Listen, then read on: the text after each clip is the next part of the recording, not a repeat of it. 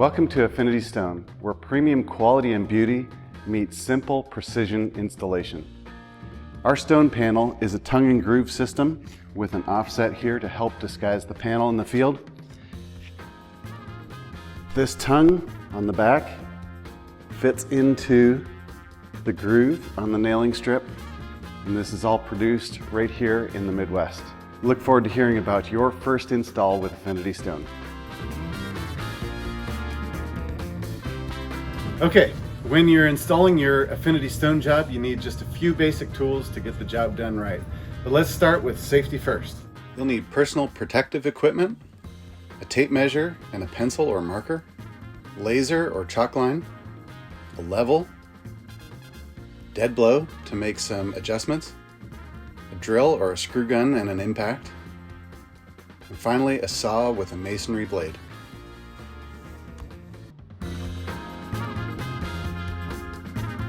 When installing the starter strip, you want to put the top of the starter strip 4 1/4 inches above where you want the bottom of the stone.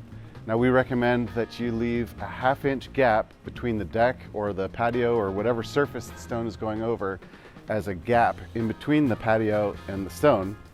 And then from that 1/2 inch, you would come up 4 1/4 inches. I've already got my lines set up with the laser here, so we're going to screw the starter strip on to the top of the laser. We do recommend that you space these every 6 to 8 inches apart. Our starter strip, one thing to keep in mind is it is a vinyl strip, so it's not structural in any way. All it's designed to do is the J channel on the starter strip, the tongue on the panel fits into that J channel, and it just keeps the panel tight to the wall so that it won't flap, it won't move around. But there's nothing structural about it, there's not load bearing, it's only to keep the bottom of the panel tight to the wall. So keep that in mind. All right, now we're getting ready to start the fun part, installing stone. So whenever possible, you always want to try to start installing your stone panels from right to left.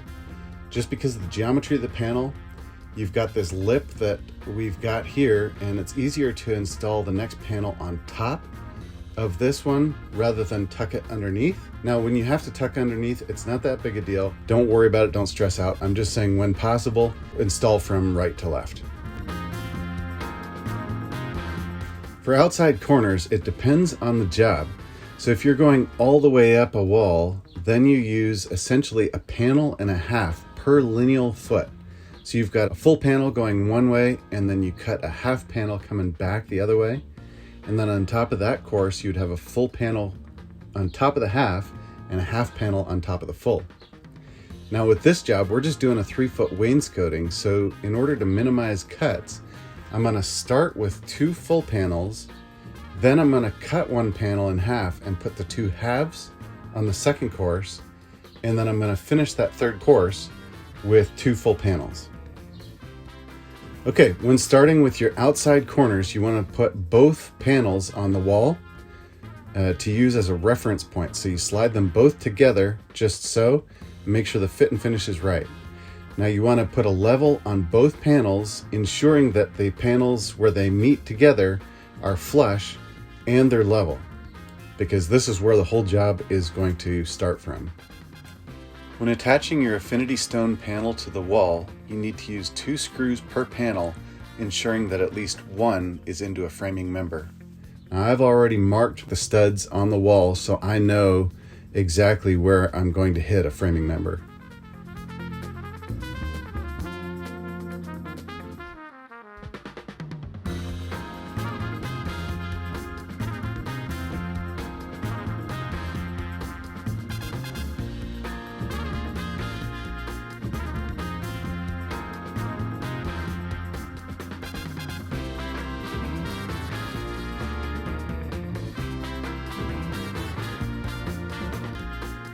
Okay, be sure to adjust for level.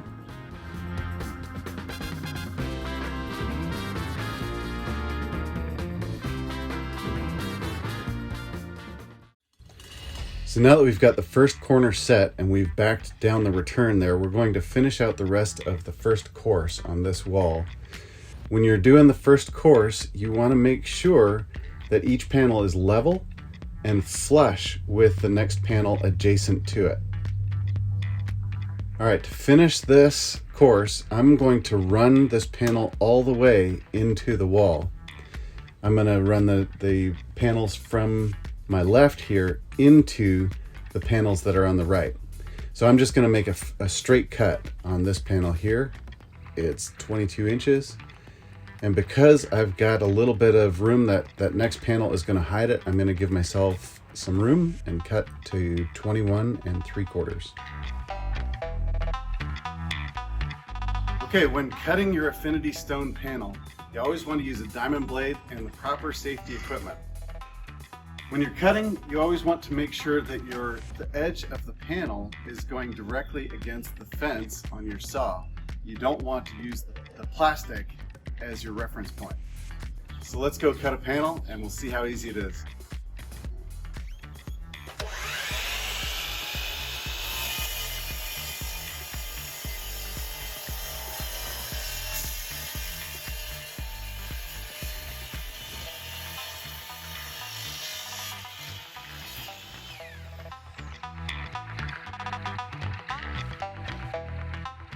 Okay, so with the next course, this is the panel that I've cut in half.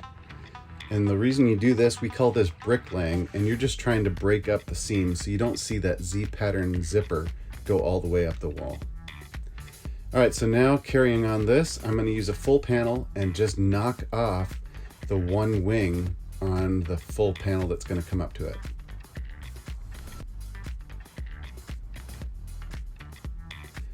I'll do the same on the wall going back underneath the window.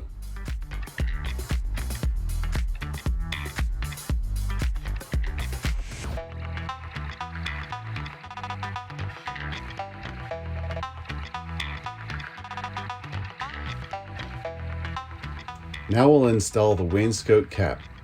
The wainscot cap comes in 3 different ways. You can get the nailing strip on the bottom, which is good for under windows, or you can get it on the top, which is for a traditional wainscoting install, or you can get it with no nailing strip at all, and that is if you want to glue it or mortar it in. Now for aesthetics, what I've done is I've cut 2 wainscot caps in half so I can put the seam right in the middle of the window, and I thought for this install that would look the nicest.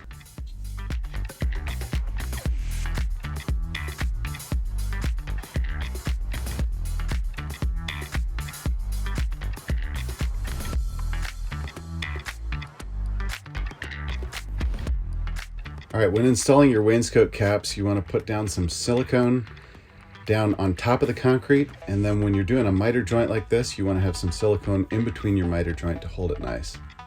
If you want a really nice tight joint, you can clamp that 90-degree corner until the next morning, and that should give you a nice tight finish.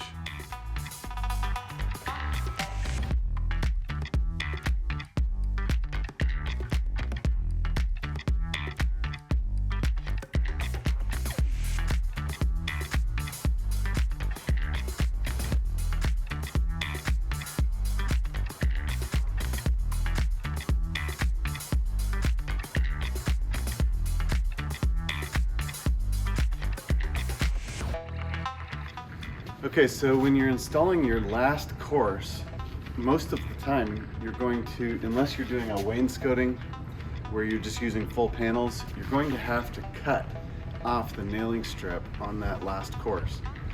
So what we recommend generally is doing the last 2 courses at the same time. That way you can put the second last course in, cut this panel, and then using the tongue and groove system, you just slide this tongue into the groove on the panel below.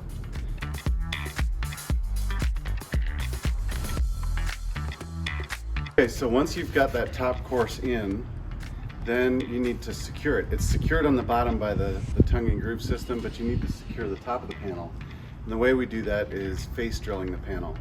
Now, I like to do this a couple different ways. If I'm face drilling above my head, I like to look for texture that is sticking out and then find a grout line that is recessed behind, so that when I drill through the panel and put the fastener in there, you're not going to be able to see it when you're looking up.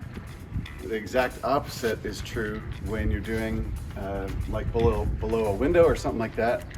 You want to look for some texture that's coming out further, protruding further, and look for something that's recessed back in a grout line. I always like to face drill through my grout lines, not the face of the stone. And most times you can, with good screw placement, you can get away with not covering it up with some similar colored caulking. If you have to drill through the face of the stone, or you're concerned about seeing those screw heads, then just find a similar colored sealant. So I'll show you what I look for now. What I'm using to face drill is a 3/16 masonry bit. So on this panel here, I'd be looking for, here's a nice stone with some grout line coming down like that. And so I might try and hide one of my fasteners right there.